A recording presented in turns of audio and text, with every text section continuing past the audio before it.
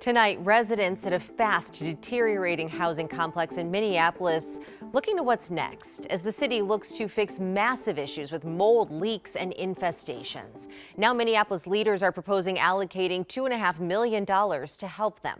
Here's Raya Katene. During this hot and hazy stretch, what's becoming more clear are the problems at this mixed-income housing complex in North Minneapolis. They just don't do anything here. Like, there's not a lot of maintenance people. And it's not just regular maintenance that's lacking, according to some of the people who live at Heritage Park. One of the pipes was busted and started to leak through my ceiling somehow. Last winter, the corner 2 units in that building, they were like flooded with water, and the water was just like dripping and then froze, and it was like basically like a frozen waterfall from like a second floor down to the first floor. They had a really bad roach infestation, like really bad. There was hundreds of them in the basement.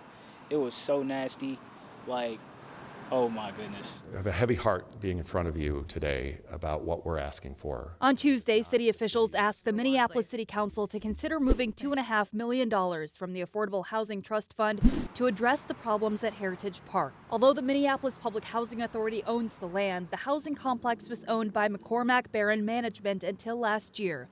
The city says a court-appointed third party recently took it over and found mold in most of the units. The conditions at Heritage Park are to a point where we need to decouple the people who are living there and the property conditions. Many of the units are empty, but the city says this money would mainly be used to help move the 685 tenants elsewhere as they figure out a long-term plan for the development. It is a process that the city will have to stand up, almost akin to an emergency response that we had to the Annunciation shooting or the Operation Metro Surge response. How soon people would be moved or what will happen to the property is still unclear. I just gotta hope for the best. As people here hope more answers soon come to light.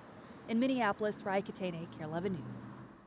The City Council will consider approving the city's $2.5 million proposal during tomorrow's council meeting, which starts at 9:30.